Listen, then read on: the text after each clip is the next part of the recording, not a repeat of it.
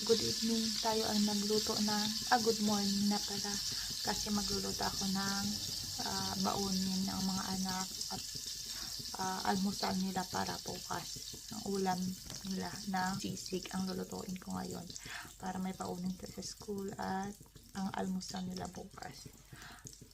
What time is it now? Is 1:30 in the morning.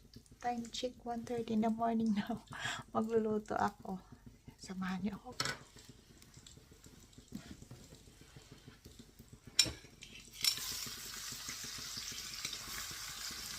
Ilagay natin yung